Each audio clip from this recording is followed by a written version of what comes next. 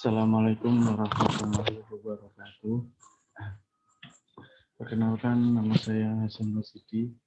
Saya dari jurusan Tarbiyah, Fakultas Agama Islam, Universitas Islam Sultan Agung Semarang. Jadi di sini saya akan menjelaskan beberapa materi yang akan saya jelaskan, yaitu untuk memenuhi tugas UTS dari Bapak dosen Muhammad Farhan dengan mata kuliah yaitu strategi belajar mengajar. Oke, selanjutnya di sini langsung saja saya akan menjelaskan dengan materi yang akan saya jelaskan, yaitu penyembelihan kurban akikah dan berburu. Ini terkadang yang kita lakukan dalam kehidupan kita sehari ini sering sangat kita lakukan. Nah, terkadang yang jadi masalah itu apa yang kita lakukan, tetapi kita tidak tahu itu benar atau salah. Nah, makanya di sini akan saya bahas sedikit demi sedikit. Oke, saja di sini saya akan membahas yang pertama, yaitu tentang penyembelihan. Yang pertama di sini saya akan menjelaskan di dalam penyembelihan itu yaitu hukum dan kewajiban dalam penyembelihan binatang. Menyembelih binatang itu hukumnya mubah atau boleh dengan ketentuan sebagai berikut. Jadi kita menyembelih binatang itu boleh, tetapi ada ketentuannya, enggak basing kayak gitu kan. Yang pertama yaitu hendaknya binatang itu disembelih pada lehernya. Jadi hewan itu nyembelih pada lehernya, bukan kita nyembelih pada sayapnya atau kakinya kayak gitu. Jadi untuk menyembelih itu disembelih pada lehernya. Terus yang kedua yaitu memutuskan hulkum. Hulkum itu atau tenggorokan. Nah, jadi kenapa yang disembelih itu lehernya? Karena memang tujuannya yaitu yang kedua itu untuk memutuskan tenggorokannya. Karena tenggorokannya itu ada di leher. Terus yang kedua memutuskan mari, yaitu atau kerongkongan kayak gitu. Nah, kerongkongan itu pun ada di leher. Terus yang keempat yaitu memotong urat nadi sebelah kanan dan kiri. Terus yang terakhir yaitu menyebut nama Allah ketika kita menyembelih. Nah, jadi ketika kita menyembelih seperti itu, kita jangan lupa menyebut nama asma Allah seperti itu ya. Paling kalau kita tidak hafal artinya apa, kita tidak hafal doanya, ya kita cukup membaca Bismillah atau kita membaca Al-Fatihah. Tapi kalau kita tahu doanya, ya lebih baik kita membaca doanya kan seperti itu. Terus yang kedua yaitu cara dan syarat-syarat dalam menyembelih binatang. Jadi di dalam penyembelihan itu ada cara-cara dan syarat-syaratnya. Nah, di sini saya akan menyampaikan yaitu yang pertama, cara menyembelih binatang. Penyembelihan terhadap binatang dapat dilakukan dengan dua cara, yaitu, nah ini caranya ya. Caranya itu ada dua. Yang pertama, apabila binatang itu jinak atau tidak liar, kan terkadang tuh ada binatang yang apa ya, yang susah, ada yang enak. Nah kayak gitu. Kalau yang enak kan memang binatang yang jinak. Terkadang kalau binatang yang liar itu terkadang kan susah kayak gitu kalau kita mau menyembelihnya. Nah itu apabila binatang itu jinak atau tidak liar, maka penyembelihannya harus pada lehernya. Terus ada yang kedua yaitu apabila binatang tersebut merupakan binatang liar atau berada dalam satu lubang yang tidak memungkinkan melakukan penyembelihan pada lehernya, atau merupakan binatang buruan seperti burung dan lain sebagainya, maka penyembelihan tidak harus di lehernya. Penyembelihan dapat dilakukan pada bagian mana saja yang dapat mengakibatkan binatang tersebut mati. Jadi seperti itu. Terus selanjutnya itu ada syarat-syarat penyembelihannya, yaitu adapun syaratnya itu yang pertama syarat-syarat orang yang menyembelih. Nah, jadi sebelum kita menyembelih pun untuk orang yang menyembelih itu ada syaratnya juga, enggak basing kayak gitu. Yang pertama yaitu orang Islam atau ahli kitab, maka halal menyembelihnya, baik laki-laki maupun perempuan. Binatang halal yang disembelih oleh orang yang menyembah api, berhala, tepekong, matahari atau bulan, hukumnya haram dimakan. Terus yang kedua, Dengan disengaja, kalau salah seorang memegang pisau tiba-tiba ada ayam meloncat dan tepat kena lehernya, lalu mati, yang bukan disengaja disembelih, maka binatang itu mati sebagai bangkai. Nah, seperti itu. Yang kedua, yaitu syarat alat yang digunakan untuk menyembelih. Jadi alat untuk menyembelih hewan itu tidak sembarangan kayak gitu. Jadi ada syaratnya, yaitu alat yang digunakan untuk menyembelih harus sesuatu yang tajam dan dapat melukai seperti besi, tembaga, emas, perak, bambu, kaca, dan sebagainya. Tidak sah menyembelih dengan tulang, kuku, dan gigi. Seperti itu. Jadi di sini ada syarat alat yang memang tidak sah untuk menyembelih, yaitu ada tulang, kuku, dan gigi. Selanjutnya yaitu syarat binatang yang disembelih. Nah, ini terkadang kita menyembelih binatang, tetapi tidak tahu binatang itu pantas tidak untuk disembelih. Sudah memenuhi syarat atau belum, kayak gitu. Jadi di sini saya akan membahas yaitu syarat-syarat binatang yang akan disembelih. Yang pertama, binatang darat yang halal dimakan. Yang kedua, sebelum disembelih, binatang itu masih hidup atau bernyawa. Jika ada binatang dimakan harimau atau tergilas kendaraan, kemudian kita mengetahui bahwa binatang tersebut masih bernyawa, maka halal untuk disembelih. Jadi misalkan ada hewan, nah terus ditumbur sama motor, tapi masih hidup lah. Nah, cuman terus kita mau nyembelih itu nggak apa-apa, karena itu masih ada nyawanya. Adapun tanda hayat mustaqirah ialah seperti masih kuat bergerak sesudah disembelih atau darahnya masih memancar sesudah disembelih. Terus di sini ada kesunahan-kesunahan dalam menyembelih hewan. Yang pertama yaitu menajamkan alat menyembelih. Kalau tidak tajam itu malah menyiksa hewan. Jadi usahakan kalau mau menyembelih hewan itu usahakan alatnya itu tajam lah. Yang kedua, membaca bismillah dan sholawat atas Nabi Muhammad SAW. Terus yang ketiga, menghadapkan diri dan hewan yang disembelih ke arah kiblat. Jadi tidak hanya sholat kita mengarah kiblat, tapi saat kita menyembelih usahakan kita itu mengarah kiblat. Yang keempat yaitu memutuskan kedua urat leher yang kiri dan kanan dan mengikuti hulkum. Hulkum itu tenggorokan. Yang kelima yaitu menyembelih pada pangkal leher. Terus yang keenam, binatang yang disembelih digulingkan dengan posisi tulang rusuknya berada di sebelah kiri bawah. Terus selanjutnya akan membahas yaitu anak binatang yang di dalam perut. Anak binatang yang berada dalam perut induknya dianggap cukup dengan penyembelihan induknya saja. Kecuali apabila keadaannya masih hidup, maka ya harus disembelih juga. Jadi misalkan hewan itu hamil. Nah, hamil itu anaknya itu kira-kira masih hidup atau enggak di dalam itu. Misalkan kalau induknya saja disembelih, tapi anaknya ikutan mati, itu enggak apa-apa. Tapi kalau misalkan induknya disembelih, ternyata terus anaknya itu masih hidup, yaitu anaknya disembelih juga. Di sini ada dalam hal ini Rasulullah SAW bersabda, An Abi Sa'idil Khudri radhiyallahu anhu qala Rasulullah SAW, zakatul janini zakatul ummi. Dari Abu Sa'id al-Khudri radhiyallahu anhu berkata, Rasulullah SAW bersabda, cara menyembelih anak binatang yang dalam kandungan cukup dengan menyembelih induknya. Seperti itu. Terus selanjutnya yang nomor 5, daging sembelihan umum. Daging yang diragukan penyembelihannya, apakah orang Islam yang menyembelih atau bukan? Maka dalam masalah ini kita harus berpegang pada hukum asalnya.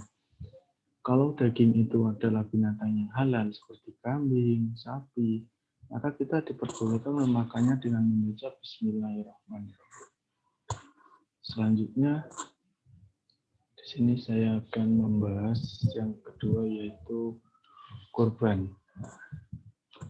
Jadi ini adalah suatu kegiatan yang memang kita lakukan selama 1 tahun sekali pada Hari Raya Idul Adha.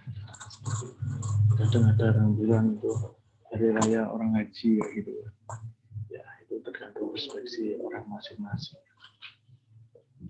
Yaitu pengertian dan hukum kurban. Kurban atau udhiyah yaitu hewan yang disembelih pada Hari Raya Idul Adha dan hari-hari tasyrik, yaitu tanggal 11, 12, dan 13 Zulhijjah, dengan tujuan mendekatkan diri kepada Allah Subhanahu wa Ta'ala. Kurban hukumnya adalah sunnah muakkadah, sangat dianjurkan. Dalam hadis dinyatakan, An Abi Hurairah radhiyallahu anhu qala Rasulullah sallallahu alaihi wasallam, man kana lahu sa'atun wa lam yudhi fala yaqrabanna musallana. Dari Abu Hurairah anhu, ia berkata, Rasulullah SAW bersabda, barang siapa yang mempunyai kecukupan untuk berkurban dan ia tidak suka berkurban, maka janganlah mendekati tempat sholat kami. Nomor 2 yaitu sejarah kurban. Jadi terkadang apa yang kita lakukan itu, yang kita lakukan 1 tahun sekali ini, itu ada sejarahnya. Yaitu sejarah kurban. Pada suatu hari Nabi Ibrahim mimpi menyembelih putranya yang bernama Ismail. Jadi sejarah ini pun sering kita dengar seperti itu. Entah di bangku sekolah atau di luar sekolahan itu kadang sering didengar. Lalu dibicarakan dengan putranya. Putra Nabi Ibrahim ketika mendengarkan mengenai perintah penyembelihan tersebut dari ayahandanya, beliau menunjukkan ketaatannya dan kesiapannya dengan berkata, kalau memang Tuhan yang menyuruh ayah untuk menyembelih saya, laksanakanlah. Lalu Nabi Ibrahim membawa putranya ke suatu tempat ketika pisau sudah diletakkan di leher Nabi Ismail. Tiba-tiba Ibrahim yang dipotong sedang Nabi Ismail selamat. Kurban yang disyariatkan kepada umat Nabi Muhammad SAW ini untuk mengingatkan kembali nikmat Allah kepada Nabi Ibrahim AS. Karena taat dan patuhnya kepada Allah Tuhan Yang Maha Esa dan untuk bertakarub mendekatkan diri kepada Allah, maka binatang ternak yang akan dijadikan kurban itu hendaklah dipilih yang baik. Di sini ada syarat-syarat dan ketentuan kurban. Syarat-syarat dan ketentuan kurban yaitu yang pertama, hewan yang boleh dijadikan kurban. Jadi di sini enggak sembarang hewan untuk dijadikan kurban seperti itu. Di sini pun ada syarat-syarat untuk hewan yang dijadikan kurban. Yaitu yang adapun binatang yang boleh dijadikan kurban ialah hewan-hewan sebagai berikut.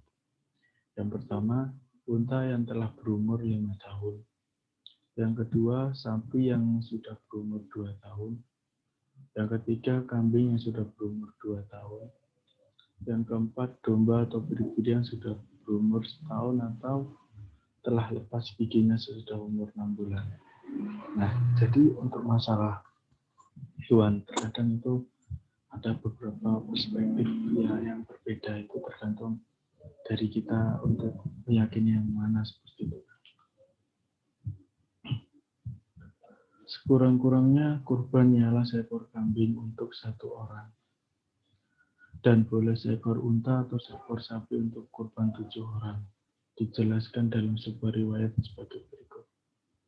An Jabir bin Abdullahi radhiyallahu anhu qala naharna ma'a Rasulullah sallallahu alaihi wasallam amal khudai biyadillah badanati an sab'ah wal baqarah an sab'ah. Di sini ada syarat-syarat hewan kurban. Adapun binatang yang dijadikan kurban, maka harus memenuhi syarat-syarat sebagai berikut. Yang pertama, matanya tidak buta sebelah. Jadi terkadang memang ada hewan yang matanya itu mungkin sakit sebelah, kayak gitu. Itu tidak boleh untuk dijadikan kurban seperti itu. Yang kedua, kakinya tidak pincang. Nah, ini kadang sering pada hewan itu terkadang kakinya ya mungkin bawaan lahir cacat seperti itu, atau memang kena apa ya, mungkin waktu jalan kenapa kayak gitu kan, bisa jadi. Terus yang ketiga, tidak berpenyakit yang tampak sekali sehingga kelihatan kurus atau rusak dagingnya. Selanjutnya yaitu bukan binatang yang kurus. Terus selanjutnya tidak berkudis, telinganya tidak terpotong sebelah. Selanjutnya yaitu waktu penyembelihan kurban. Penyembelihan hewan kurban dilakukan setelah sholat Idul Adha dan akhir waktunya ialah asar hari tasyrik, yakni sejak tanggal 10 Zulhijjah hingga terbenamnya matahari tanggal 13 Zulhijjah. Itu waktu untuk penyembelihan hewan kurban. Selanjutnya yaitu sunah-sunah kurban. Jadi di dalam kita melaksanakan kurban itu ada kesunahannya tersendiri. Pada waktu penyembelihan kurban disunahkan membaca Bismillah Allahu Akbar dan membaca salawat atas Nabi SAW pada waktu akan memulai menyembelih. Terus yang kedua, orang yang berkurban disunahkan menyembelih sendiri, dan jika ia mewakilkan orang lain untuk menyembelihkannya, maka ia disunahkan hadir ketika penyembelihan tersebut. C. Sunnah membaca doa. Allahumma taqabbal min Muhammadin wa ali Muhammadin wa min ummatin Muhammad. Yang artinya, ya Allah, terimalah kurban Muhammad, keluargamu, keluarga Muhammad, dan dari umat Muhammad.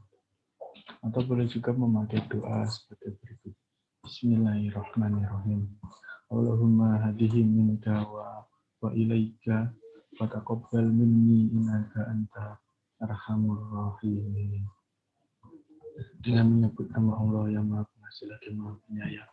Ya Allah, kurban ini darimu dan kepadamu juga kukurbankan. Maka terimalah kurbanku, sesungguhnya engkau zat yang Maha Penyayang. Terus yang terakhir, hewan yang disembelih disunahkan di hadapan ke arah kiblat. Jadi sama seperti hewan yang pertama tadi pada penyembelihan. Terus selanjutnya yaitu ada pembagian daging kurban. Pembagian dan penyerahan daging kurban dapat dikelompokkan menjadi dua. Yang pertama, daging kurban sunnah. Pembagian daging kurban sunnah sebaiknya dibagi menjadi tiga, yaitu satu bagian disedekahkan, satu bagian dimakan sendiri oleh yang berkurban, dan yang satu bagian lagi dihadiahkan. Adapun menjual daging kurban dan kulitnya, hukumnya adalah haram. Demikian pula haram memberikannya sebagai upah bagi orang yang memotong, walaupun kurbannya bersifat sunnah. Daging kurban yang wajib ini yang kedua. Kurban wajib ialah kurban yang dinazarkan. Kurban wajib baik dagingnya, kulitnya, dan tanduknya. Hukumnya wajib disedekahkan. Orang yang berkurban haram turut makan dagingnya. Jadi daging kurban yang wajib ini, orang yang berkurban itu haram untuk memakan dagingnya itu. Terus selanjutnya saya akan membahas akikah. Pengertian dan hukum akikah. Akikah ialah penyembelihan binatang pada hari ke-7 dari kelahiran anak laki-laki ataupun perempuan. Disunahkan mencukur rambut anak laki-laki maupun perempuan pada hari ke-7 dan hari lahirnya setelah akikah disembelih. Akikah hukumnya sunnah muakkad, yaitu bagi kedua orang tua yang mempunyai tanggungan belanja atas anak itu. Akan tetapi, Apabila akikah itu dinazarkan, akikah nazar, maka hukumnya wajib. Daging akikah nazar harus dibagikan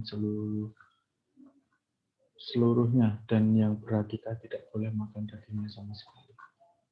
Adapun dasar hukum akikah adalah hadis Aisyah dan Samurah.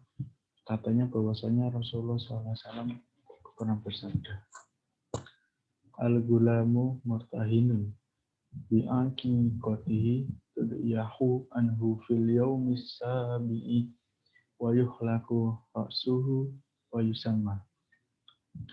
Yang artinya, tiap-tiap anak itu tergadai dengan akikahnya yang disembelih untuk dia ketika hari ke-7 dan dicukur, lalu diberi nama. Jadi biasanya untuk pemberian nama itu memang setelah hari ke-7 itu atau memang pas saat akikah. Terus yang kedua, syarat-syarat dan ketentuan akikah. Jadi saat kita melakukan akikah itu memang ada syarat-syarat tersendiri. Yang satu, hewan akikah. Hewan akikah. Akikah untuk anak laki-laki adalah 2 ekor kambing. Ini jadi untuk laki-laki. Dan untuk anak perempuan adalah 1 ekor kambing. Jadi laki-laki 2 ekor kambing, untuk perempuan itu 1 ekor kambing.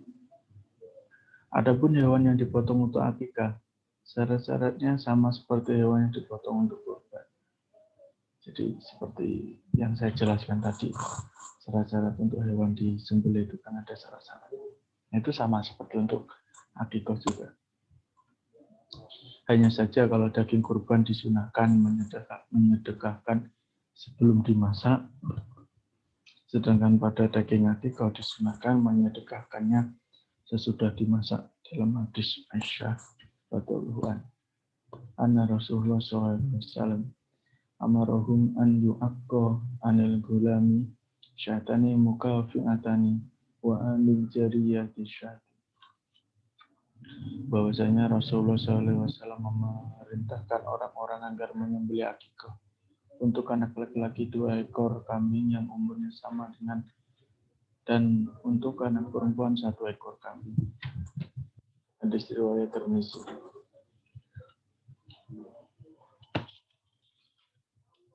Terus di sini waktu pelaksanaan akikah. Akikah dilaksanakan sejak kelahiran anak dan tidak ada batas waktunya. Kalau anak itu telah balik dan akikahnya belum dilakukan, maka ia sunnah melakukan akikah sendiri. Adapun di sini ada doa memotong akikah adalah Bismillahirrahmanirrahim. Allahumma rabbi inna hadhihi akikatu fulani ibni fulani Allahumma ja'alna fida'an li fulani ibni fulani minnan nar. Yang artinya, dengan nama Allah yang Maha Pengasih lagi Maha Penyayang. Ya Allah Tuhanku, inna akikah fulan bin fulan. Ya Allah, semoga akikah ini Kau jadikan sebagai tebusan bagi fulan bin fulan akan terhindar dari siksa api neraka. Itu artinya. Terus selanjutnya yaitu mengazani anak yang baru lahir. Nah, jadi di sini untuk umat Islam. Jadi ketika anak baru lahir itu memang langsung diazani. Anak yang baru lahir sunnah untuk diazankan, yaitu di telinga kanan dan diiqamahkan di telinga kiri. Di sini Nabi bersabda, azana bi sholati fi udhunil Hasani ibni Ali hina waladathu Fatimatu radhiyallahu anhu. Rasulullah SAW telah azan di telinga Hasan bin Ali ketika ia dilahirkan oleh Fatimah radhiyallahu anhu. Di sini selanjutnya saya akan membahas topik yang terakhir, yaitu berburu. Terkadang ada orang mempunyai hobi berburu. Ini perlu kita tahu apa hukum berburu, syarat-syarat dari berburu itu sendiri. Yang pertama yaitu hukum berburu. Berburu dengan binatang yang bertaring atau burung yang berkuku tajam hukumnya boleh seperti berburu dengan anjing, macan tutul, dan burung elang. Biasanya ini teman untuk berburu biasanya.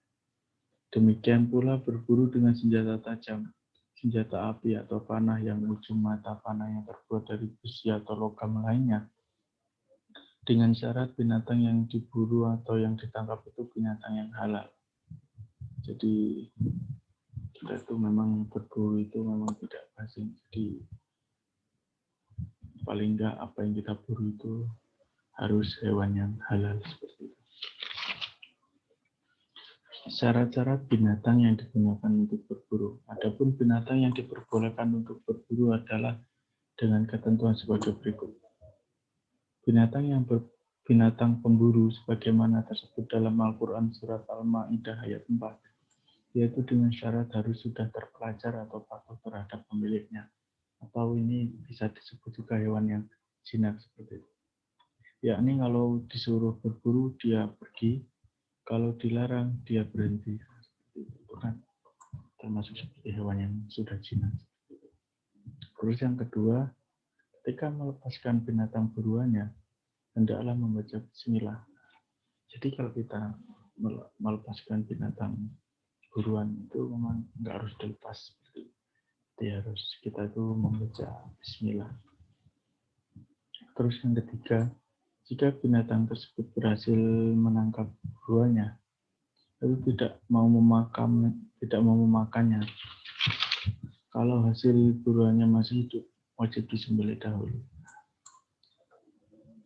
Jika tidak terdapat syarat tersebut di atas, maka hasil binatang yang ditangkap itu tidak halal, kecuali jika didapati masih hidup, lalu disembelih maka halal. Terus yang ketiga, binatang hasil buruan. Yang ke-1, jika binatang yang ditangkap menghilang dan nama baru ditemukan, maka boleh dimakan asal belum membusuk. Jadi kan terkadang kalau kita yang sering ini biasanya kalau nembak burung, itu biasanya kan kalau nembak burung di hutan tuh kadang kita nembak terus jatuh, kalau di bawah banyak rumput-rumputnya itu kan kadang kalau terselempit kayak gitu kan kita susah nyarinya. Terus besoknya dicari nggak punya ketemu. Tapi ketika itu belum membusuk, nah itu boleh-boleh saja dimakan. Jika berburu binatang menggunakan tombak atau tongkat yang berujung besi atau logam lainnya, maka diisyaratkan yang mengenai binatang tersebut haruslah ujung tombaknya. Apabila yang mengenainya bukan ujung tombaknya atau ujung besi tongkat tersebut, melainkan bagian lainnya, maka tidak halal dimakan. Hal ini disamakan dengan hewan yang mati terpukul oleh benda, maka dikatakan bangkai dan tidak halal untuk dimakan. Jadi di sini saya menyimpulkan misalkan tombak nih.